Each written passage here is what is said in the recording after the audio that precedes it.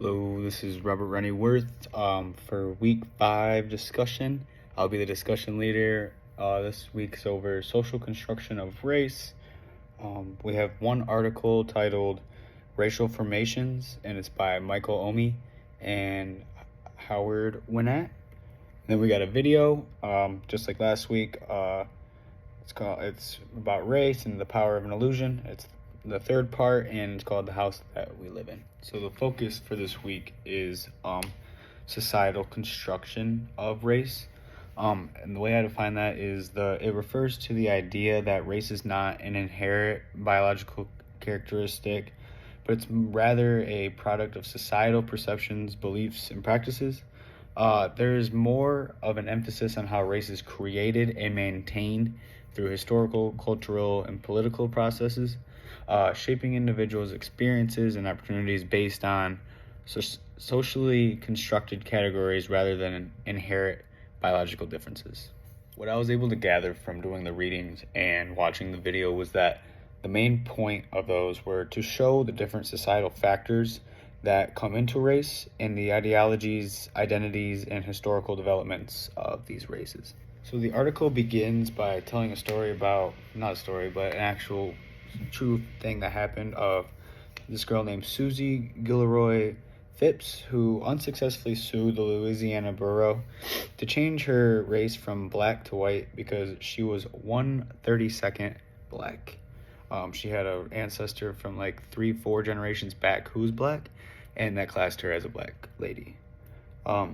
It then goes on to talk about how European explorers wondered if natives of the New World were to be considered family of mankind, aka they found people of different race in the what was the New World when they discovered new areas, and they wondered if they were categorized as mankind.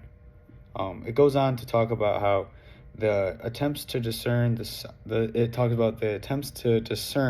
scientific meaning of race continue to this day. It's followed by race is assumed to be a variable which is shaped by broader societal factors. However, race meanings have varied over time and between different societies. Continuing on with racial ideology and racial identity, they go on to talk about how race becomes a way of more common sense, more of a way of comprehending, explaining, and acting in the world. That's followed up by, they talk about how while there's always a presence of system in racial meanings or stereotypes of racial ideology, there seems to be a permanent feature of continuing on with racial ideology and racial identity. They talk about how race becomes a way of more common sense or a way of comprehending, explaining, and acting in the world.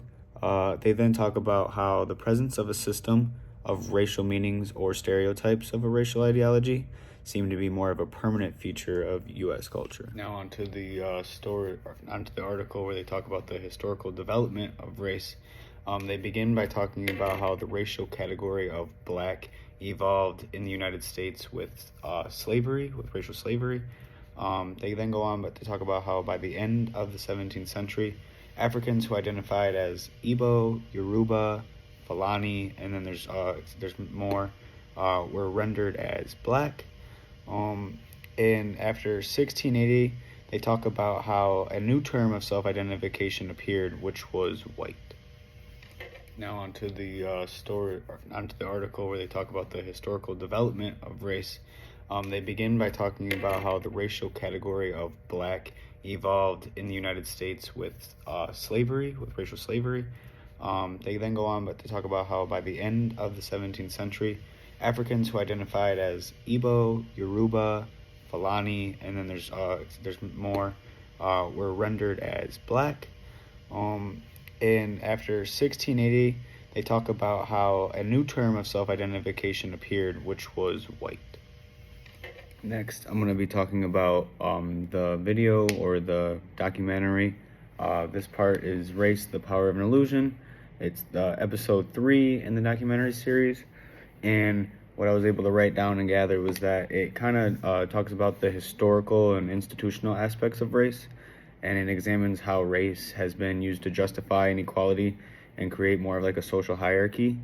Um, it explores how racial categories were constructed and manipulated over time, and how these categories have influenced housing, policies, education, employment opportunities, and wealth distribution. The episode also kind of explains the concept of redlining, which is a discriminatory practice in which neighborhoods were rated based on racial composition, leading to unequal access to housing and resources.